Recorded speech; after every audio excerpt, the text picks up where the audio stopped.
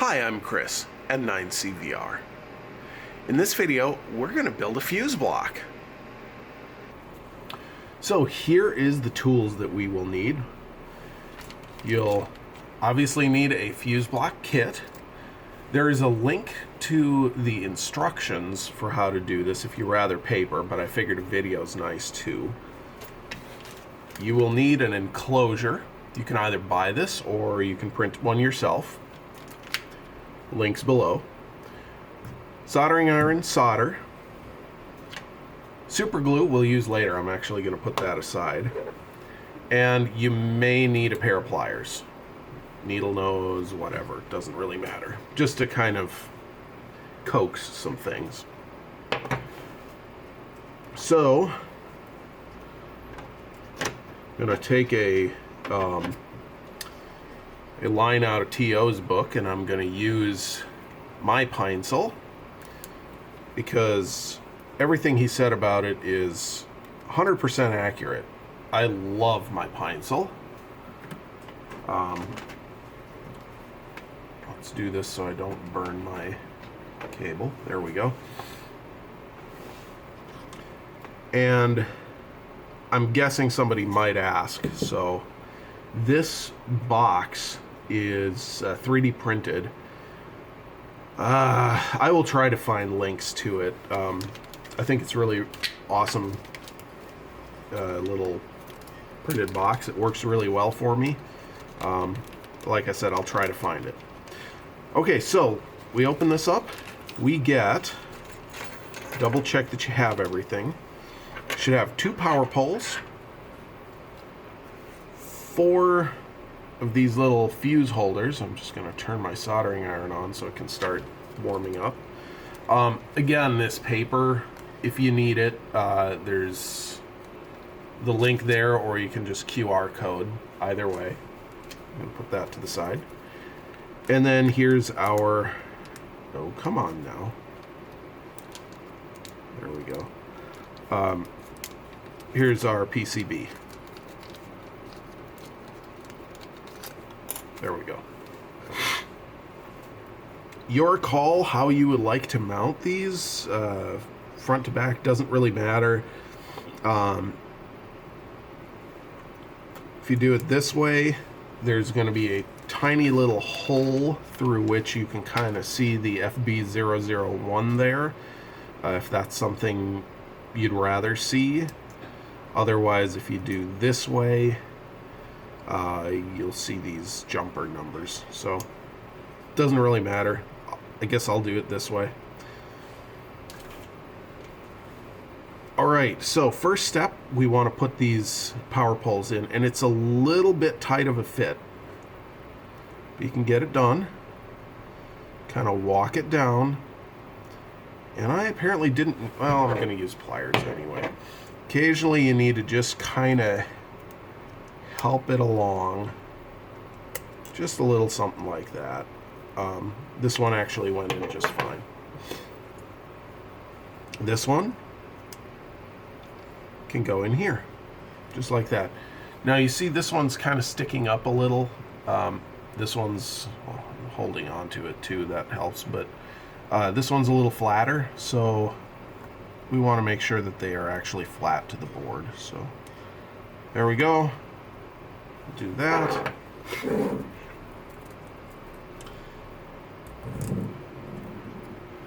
I keep forgetting something, and I'm going to do this right now. There's another thing we need. We need a fuse. Okay, my soldering iron is up to temperature. Let's give it a little bit of solder. Now, these are some pretty big lugs to solder, so here's what I do. I put the soldering iron down, I feed it a ball of solder, and now I wait. Okay, I don't know if you saw that, it's starting to melt in. There you go. So now I just give it some more. Same thing. I'm gonna put the soldering iron down, give it a good ball of solder, wait. There it's taking it, and just add a little more as necessary.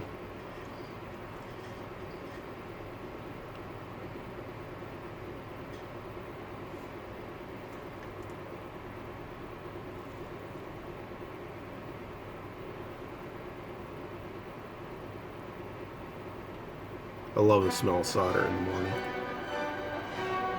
Somebody famous said that. There we go.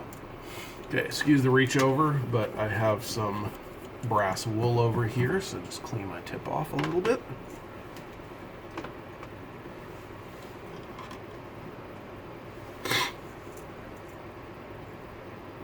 There we are. Next step, I'm going to take these little guys, and this might take a little effort. Oh, there we go. I'm going to put one on, and the second one on. This does require a bit of grip strength. You can try to gently use the table. There we go. That works. And now, yeah, don't put them on like this. You're going to put them on like this. And you see it kind of holds itself in.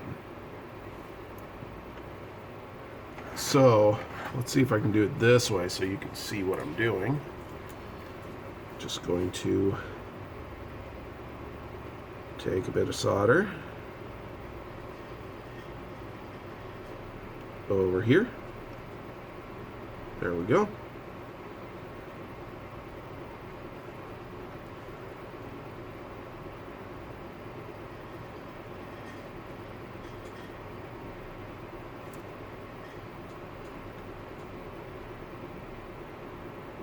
There we go.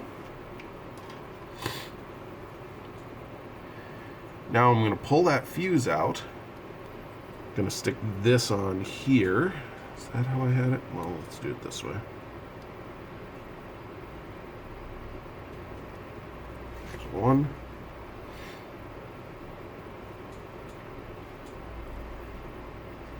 There's two. I encourage my fuse blocks to be built in a neat and workmanlike manner. So what I'm going to do is, you see the outsides of these two were facing out. Now I'm going to do the same thing over here. Does it matter? No, not really. But when you make it, it makes for a slightly more professional product. I'm going to try something here. I got a toy. And we're going to try it. Might not work too well with the power poles on it, is what I am discovering.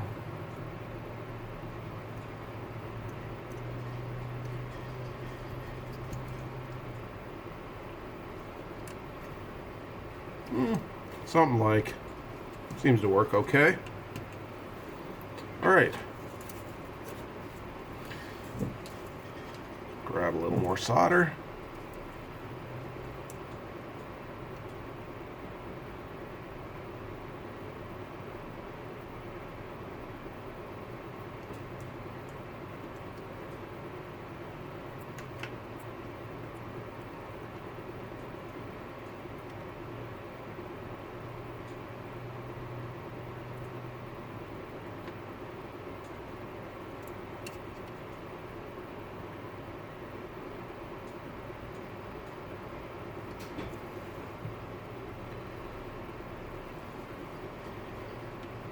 This is a cold solder joint. There we go.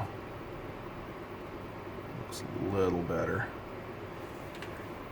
It's a little overfilled. And again, I gotta reach over with my brass wool.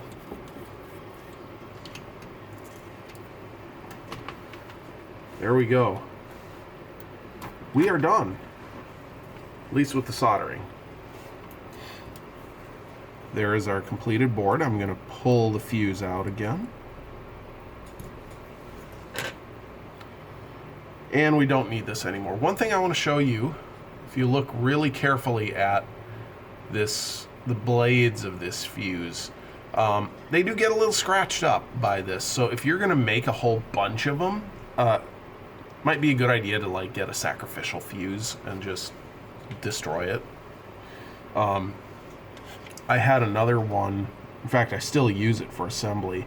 But basically, so you kind of see how these are made.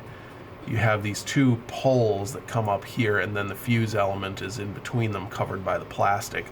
Well, one of the poles is starting to work itself loose out of the plastic. But I have made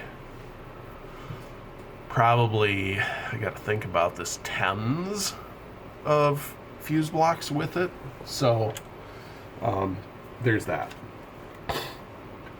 All right, so here's our fuse block. Let's grab our enclosure.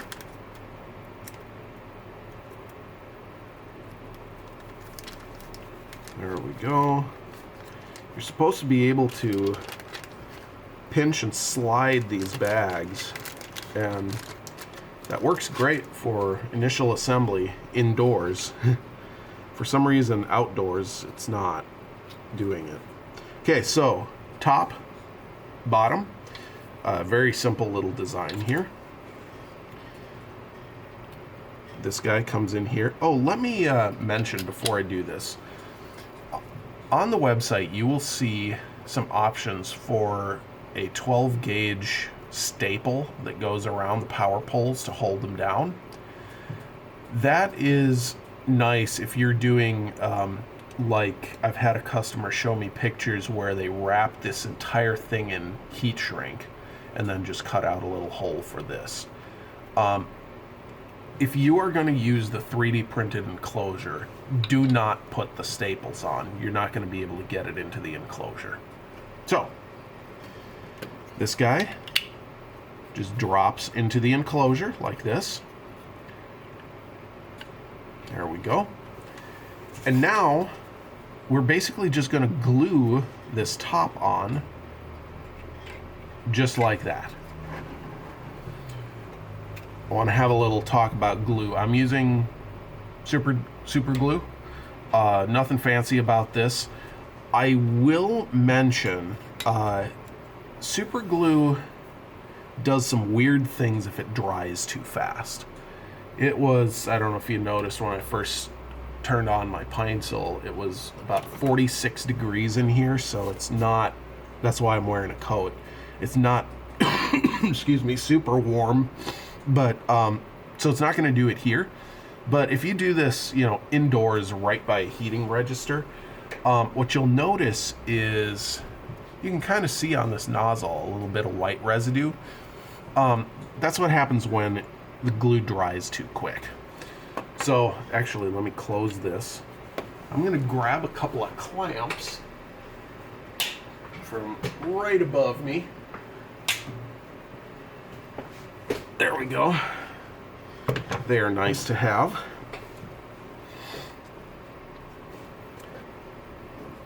And I will very gently just put a bead, let's do this direction, bead of super glue along this edge.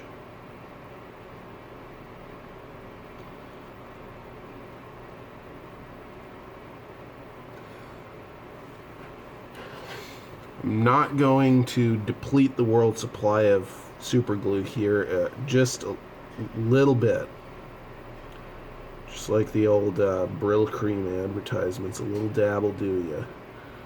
However, I am going for at least some super glue along the entire thing. So I'm trying not to overuse it, but I definitely don't want to underuse it. There we go. Put a dab there. And then I put a dab on each of these little cross pieces.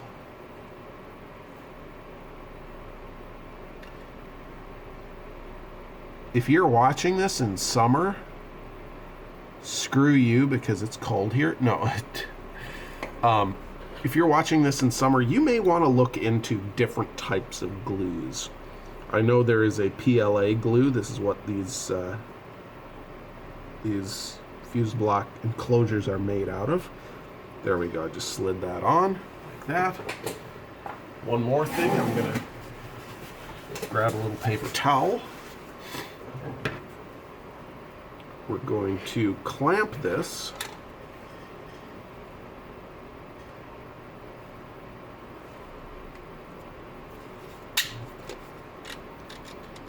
Here we go.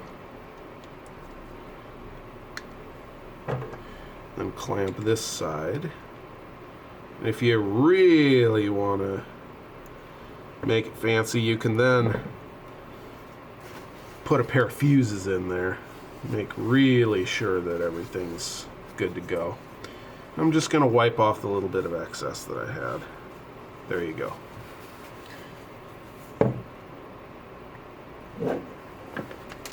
Yeah, that's great. Fuse size here does not matter, so I'm just gonna grab literal 2 fuses out of my fuse bin, fusing the positive with 10 amps and the negative with 20 amps. That can kind of hold that down a little bit. There we go.